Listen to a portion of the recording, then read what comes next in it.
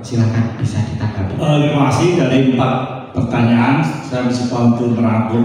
Yang pertama tadi disampaikan tentang bencana akidah. Itu sesuatu yang bagi Muhammadiyah, bagi kita semua sesuatu yang sangat serius. Maka MTMC juga tidak mengabaikan hal itu. Kita melihat secara kenyataan ketika kita di lapangan. Jadi seperti Bapak sampaikan tadi, ada rumor dari pihak non-muslim, belakangan aja datangnya nanti kalau udah sepi kita datang. Itu sering, dan itu adalah menurut saya juga rumor. Ketika kita tidak di lapangan, kita sudah ketemu kok mereka-mereka yang juga turun ke lapangan. Dan prinsip FDMC dalam kegiatan kemanusiaan kita harus bersama. Kita kerjasama dengan mohon maaf para pastor, para suster, kita kerjasama dalam soal kemanusiaannya ya. Justru dengan kerjasama kita jadi mengerti. Masa kalau kita dekati mereka pada Rasulullah mengajarkan yang merusak akidah kita, justru kita dekati mereka itu. Ketika gempa di Jogja, ada kelompok namanya VVI, World Vision di Indonesia, yang internasional. VVI itu World Vision internasional, punya dana gereja yang gede banget. Ketika di Jogja mereka mengatakan oh bukan gereja, bukan gempa itu terapi. Karena yang di Jogja saya selalu terhadap Muhammadiyah. Jika kita bisa membantu masyarakat meskipun dananya dari WVI. Ketika di Lampung, wah Lampung ini daerahnya daerah Muhammadiyah. Kemudian dari Jagung waktu itu Yayasan Kristen Pak Budi Sanitip. Jadi kita terbuka saja untuk kemanusiaan. Tetapi seperti Bapak sampaikan tadi, kita samanya tidak adil. Kita di Palu sampai 4 tahun Pak, Bapak itu. Sampai tahap rekon kita mendampingi mereka. Di Aceh Muhammadiyah kirim relawan Mubalek. Di Lombok Muhammadiyah kirim relawan Mubalek. Yang kita kerjasama di masyarakat namanya poskor. Jadi ada poskor dan posyan yang melayani masyarakat. Di situ kita juga kirim Mubalek yang menjaga akidah.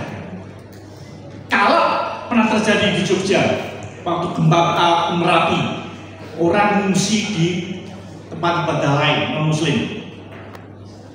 Tetapi juga kemudian ada yang mengungsi di UMJ. Hari Jumat saya katakan, yuk kita Jumatan. Maaf Pak, kami minggu loh. Kami non-muslim Pak. Saya tanya gerejanya mana, minta kontaknya. Saya kontak pimpinan mereka dan mereka bisa beribadah menurut agamanya. Tetapi saya bisa masuk gereja yang di Jalan Banteng, yang Jalan Karo gereja gede banget. Teman-teman mau berawatnya mengadakan pendampingan, mereka sama sholat di lingkungan gereja. Di Duta Wacana waktu itu pas kurban, saya adakan malam takbiran di Duta Wacana sekolahnya Kristen. Jadi dengan telekomunikasi kita menjaga jamaah kita, bahkan dan kita sholat id, kita minta bis untuk antar ke tempat sholat id, balik lagi kita nyembelih kurban di lingkungan sekolah Duta Wacana. Artinya itu sesuatu masukan dari Bapak dan kita sudah mencoba menjaga itu. Kita nggak ingin kecolongan, tapi kita juga menghindari jangan sampai ya gitu jadi dibesar-besarkan, nanti besar betulan Pak, mohon maaf. Jadi kita tetap cermati itu. Ya. Jadi itu pasca. Kemudian seperti tadi Bapak sampaikan ya. Nah yang kedua tadi soal bagaimana menghadapi challenge dari pihak lain ya, yang merespon. Jadi pihak-pihak lain banyak. Kita memang kemudian dalam kebencanaan kita harus kolaborasi kerjasama. Tujuan kita adalah penyelamatan tadi saya sampaikan. Saat mitigasi kita pelatihan, saat kejadian bencana kita menyelamatkan. Kerjasama dengan siapa? Siapapun yang bisa kita ajak kerjasama. Mau biar partai politik boleh, tetapi asal benderanya jangan gede-gede banget. Jangan hanya bawa bendera keliling. Dulu di Jogja terkenal. Mobilnya itu ada benderanya muter-muter tapi nggak mau kasih bantuan apa-apa. Sampai dicegat satu kampung. Kalian itu ngapain ya itu? Mereka dia punya maksud tersendiri. Tapi kita kerjasama dengan siapapun.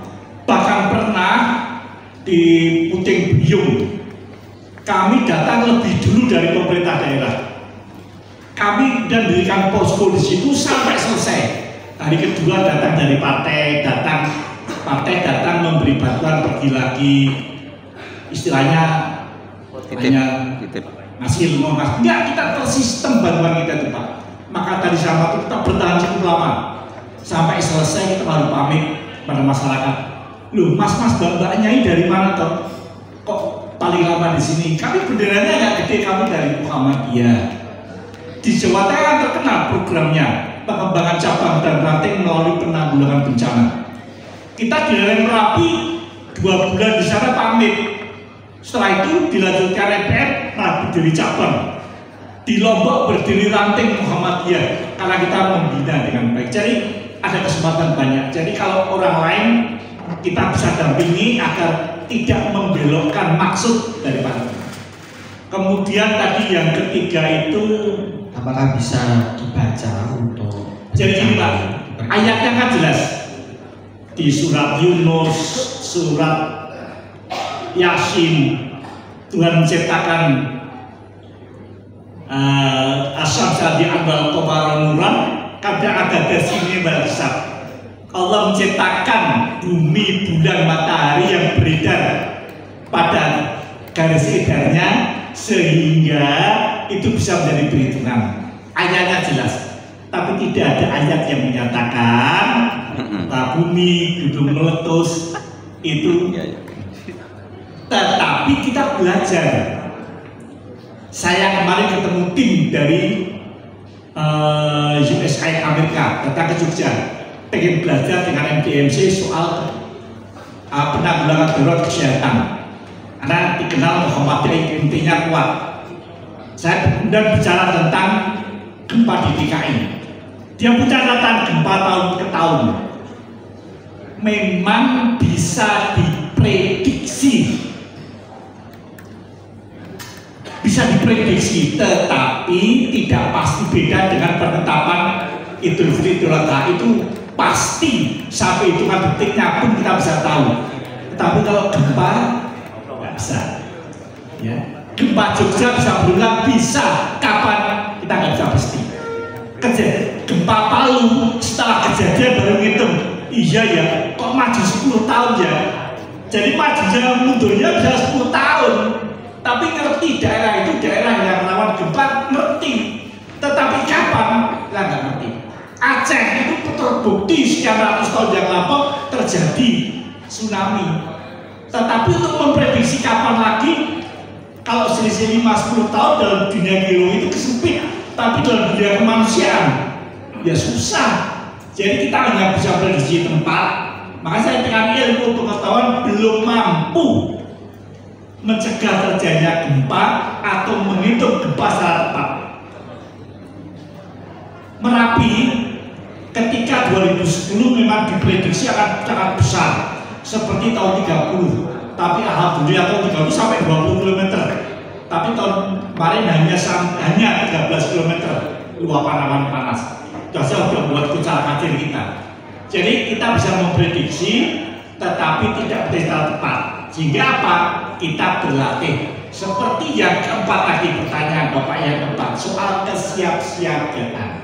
Maka di MDMC atau di LRB pertama divisi mitigasi dan kesiapsiagaan. Ini menjadi sangat penting ketika belum terjadi bencana kita membangun sistem.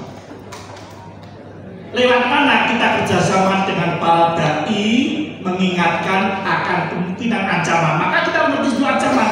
Ancaman Solo apa? Banjir, kebakaran, kemungkinan bencana kehidupan atau di perkotaan. Maka menjadi penting kita siap-siapkan. Hari ini kita lupa siap-siapkan.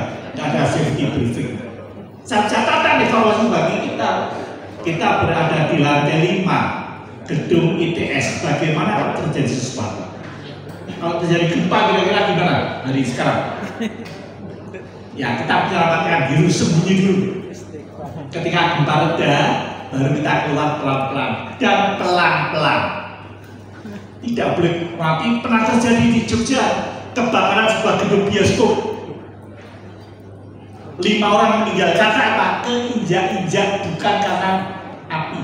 Jadi karena apa? Ketidaktepatan cara evakuasi. Maka jika kita lihat ancamannya kita ngerti, berarti kita harus siap-siaga.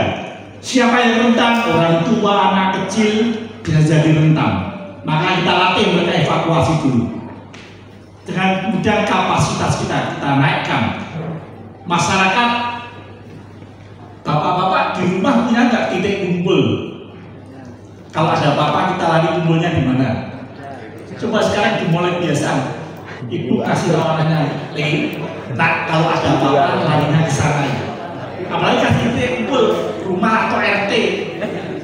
Di Jakarta terjadi kebakaran, bapaknya langsung ucap keluar, ibunya juga, baru ingat anaknya belum.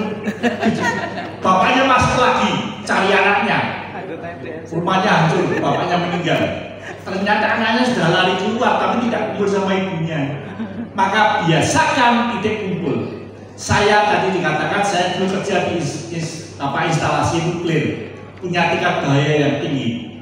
3 bulan sekali kami latihan evakuasi. Kalau sampai kami nggak evakuasi, kondangan semuanya berat. Cuman print, kami keluar semuanya pelan-pelan, titik kumpul, di absen, lengkap, balik lagi selesai. Jepang itu seperti itu udah biasa. Era SD makanya Jepang gempa terjadi tiap hari, korbannya sangat sedikit karena maka latihan mitigasi yang disampaikan sangat penting. Maka Muhammadiyah merubah lembaga penanggulangan bencana menjadi lembaga resiliensi bencana, menjadikan kita tangguh, menjadikan kita mengerti kata apa kita berlatih. Ilmu pengetahuan mengajarkan kita untuk siap-siap dan bekerja. Matur nuwun. Ya, terima kasih, berikan aplaus yang meriah. Ya, menanggapi sedikit, jadi nanti insya Allah selepas acara workshop ini akan ada acara lagi tindak lanjut atau rencana tindak lanjut yang melibatkan teman-teman semua dari cabang ranting dan juga World Muhammadiyah untuk acara lagap latihan gabungan, di mana nanti di sana akan diberikan apa-apa saja yang harus dilakukan dan bisa dilakukan oleh relawan Muhammadiyah tatkala merespon bencana di lapangan. Baik, saya kira ini adalah akhir dari sesi pertama bersama Pak Budi Setiawan. Saya ucapkan terima kasih Bapak atas waktu dan juga sharing yang sangat luar biasa. Untuk selanjutnya kami persilahkan Pak Budi untuk kembali ke tempat. Untuk selanjutnya kita sambut pembicara kedua kita, ya, pembicara kedua kita. Sebelum pembicara kedua kita naik panggung, nah ini untuk membangkitkan semangat ya, karena ada beberapa yang ngantuk ya nantinya. Kita ingin dulu, ya Muhammadiyah dulu. Jadi kalau saya teriak ya, saya teriak ranting itu penting. Cabang